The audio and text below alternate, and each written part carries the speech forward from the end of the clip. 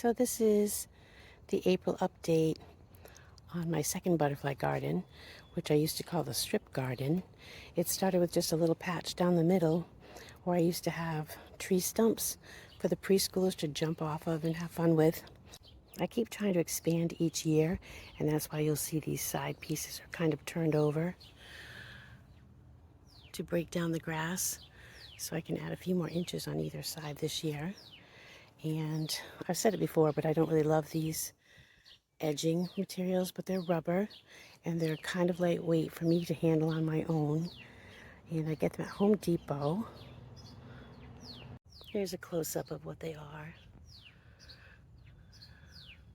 I did notice when I got a few new pieces this year that they have faded a little bit. They have these pegs that go in the top.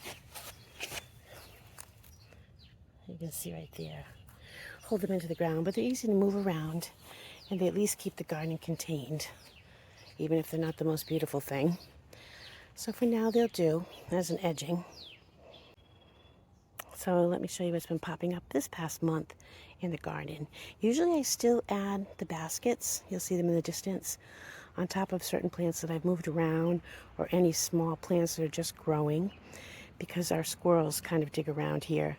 So I took the baskets off just so I could show you today what's happening. Let's see. So this was coming up last month too.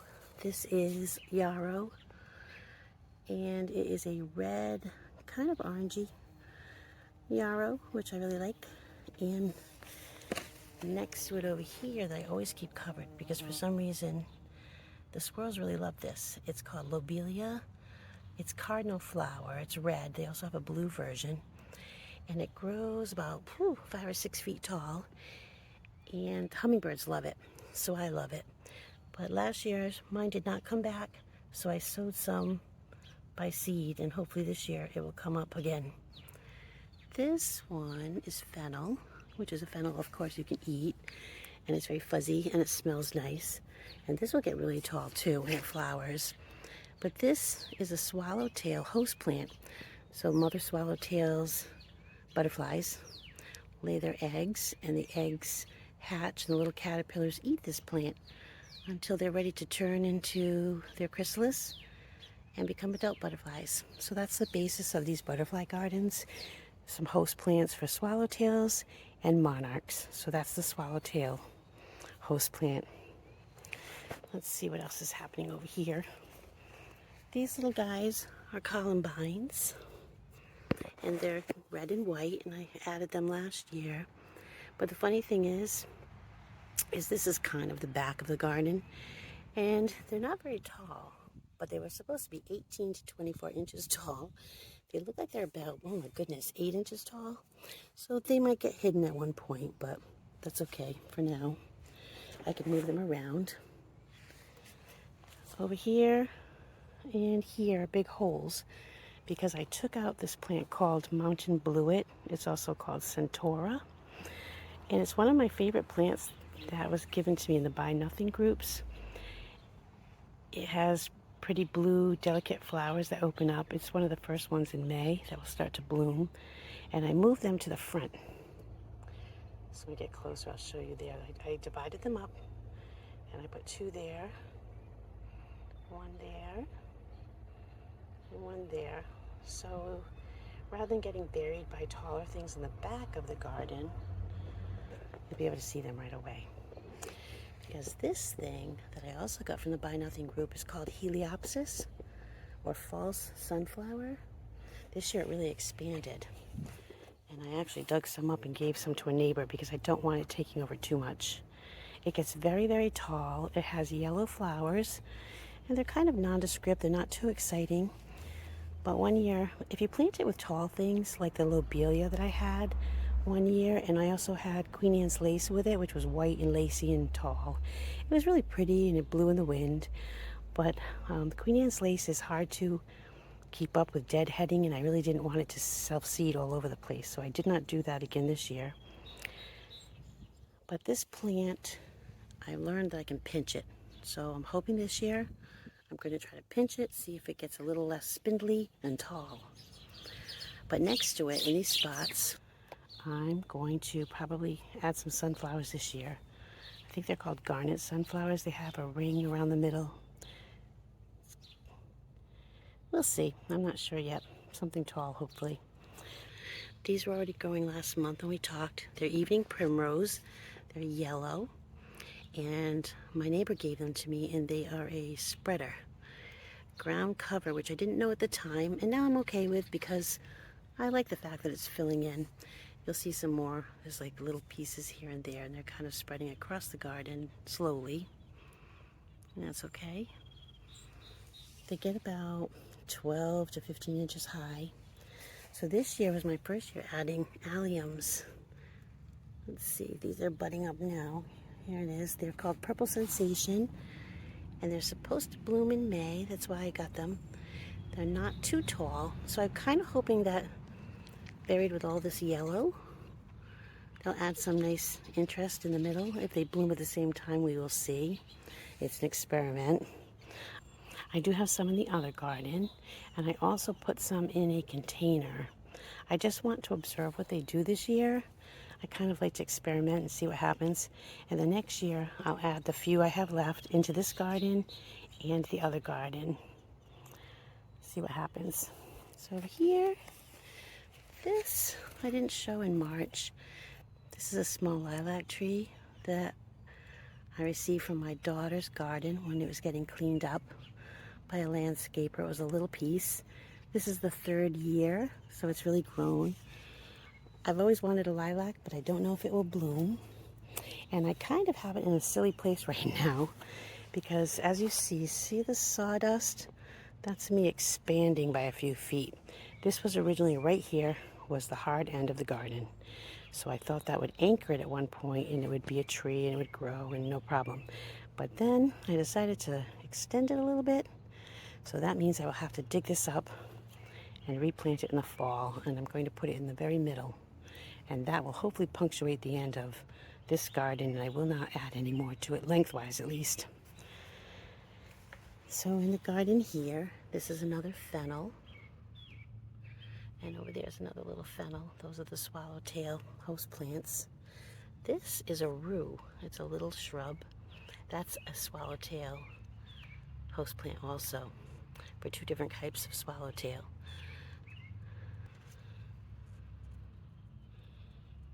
In here, these are Echinacea, purple cone flowers, 1 and 2. I winter sowed them last year and planted them in the garden. Actually, the seeds were from my Echinacea that is in my other butterfly garden. The first year they just produce leaves. So it's exciting that this year they're going to hopefully flower. And also in there where the twigs are, if you can see this, I leave the sticks in there so I can see what comes up around the base. Doesn't look like it's coming up yet, but that was a pink or purple swamp milkweed. And a milkweed is a Monarch host plant. So hopefully, again, last year it was just leaves and a tall stem. So it should flower maybe this year. Okay.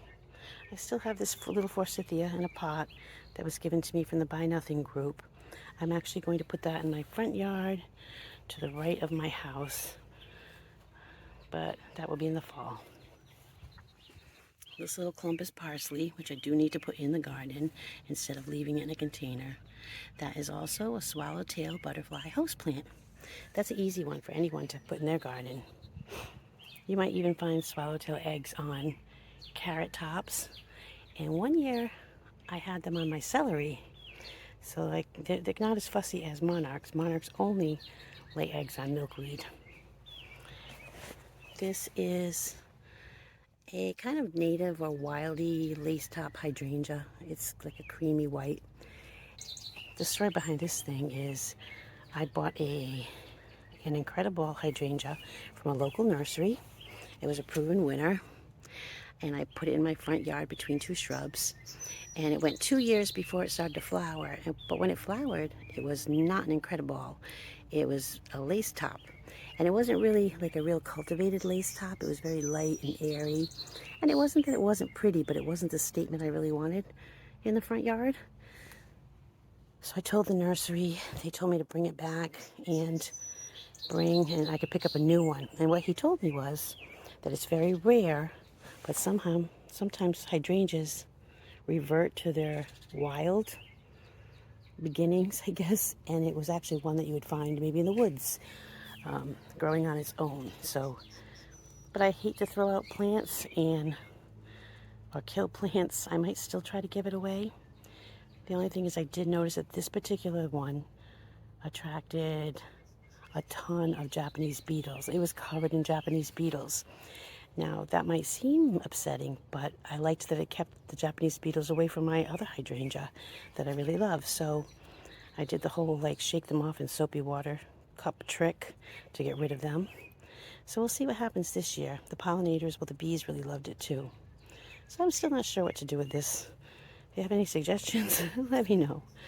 Okay, so over here where I'm trying to expand, onto here, I started to dig a hole. Let's see. I started to dig in here the other day.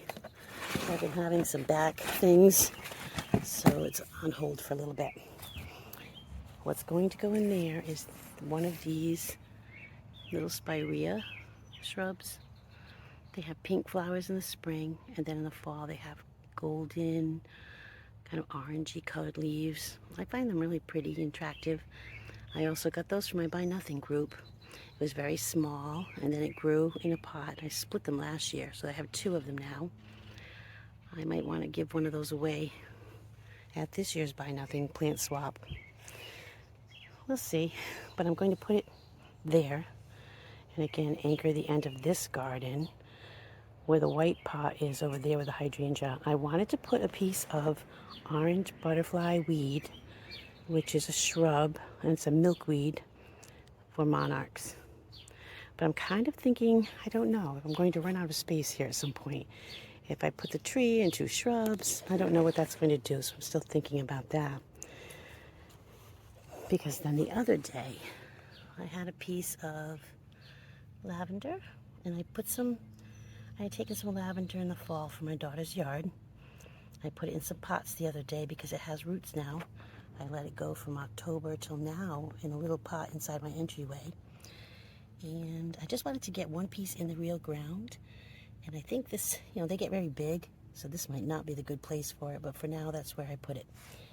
Next to it is a salvia, and it's kind of like a purpley blue salvia I just got last year. And over here, I just transplanted this from my other garden. It's called Red Campion, or I call it Campion, like it's French, but I think it's Campion, like champion. And it's kind of reddish orange little flowers. And it used to be in my butterfly garden, my original one, converted from the sandbox. But it was small and it got dwarfed, especially once I added the yellow primrose from my neighbor.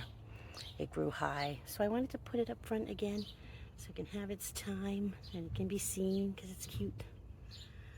Let's see. Next we have, this is a pink carnation and it smells so nice. It's like an old-fashioned carnation. It's kind of floppy though, so I haven't figured out how to deal with that. I usually put something there so it can grow up a little bit. This is a butterfly bush from my daughter's garden. It's dark purple. Then over here we have some John Creech sedum. And next to it, a new sedum I just added. It does not look too healthy right now. This was from my daughter's garden, and I can show a picture on the screen of what it's supposed to look like. So I can't tell if it's because I moved it or I overwatered it. There has been a lot of rain. We'll see if it settles in. These are the mountain Bluet, Centaura, and it's starting to bud. This one's starting to bud up a little bit. These are the first bloomers in this garden. When you have a perennial garden, I think that's the thing. I started it for the butterflies, so most of the show happens in summer, in July, and then it goes to the fall. But I also add some annuals. But I'm going to start adding some more spring interest plants, mostly for me, just because I get excited about seeing plants, and it takes such a long time for all these to grow. This is Monkshood. I received this from my Buy Me Nothing group. It has pretty foliage. It doesn't really even bloom till November. So it still looks pretty attractive just sitting there in the middle of the garden. It's poisonous, so if you do like it, just keep it away from, children and pets if they go in your garden. And next to it is this allium. It's a white allium that I grew from seed a few years ago. I put it in the garden and forgot about it. But then when it popped up this year, I was like, oh, okay. That's that little allium I planted. But I don't think it's going to bloom this year. But it looks like it will maybe next year. Here's another mountain Bluet Centaura. That's mountain Bluet Centaura. And there's one over there as well. This one I transplanted from my other butterfly garden. This is a Veronica, Royal Candles. And again, I had planted it in the middle of my butterfly garden a few years ago when I started it. And it was dwarfed. So I've been wanting for years to move it, and I finally did. This is another one of the Echinacea coneflowers I started from seed last year, winter sowing. They should bloom this year. So that's what's happening in April in the strip garden. It's a little bit of a waiting game with all the perennials. But by next month, I should have the edging in place. I should have my mulch delivered soon. So it'll look very different. So hope to see you then. Thank you for watching.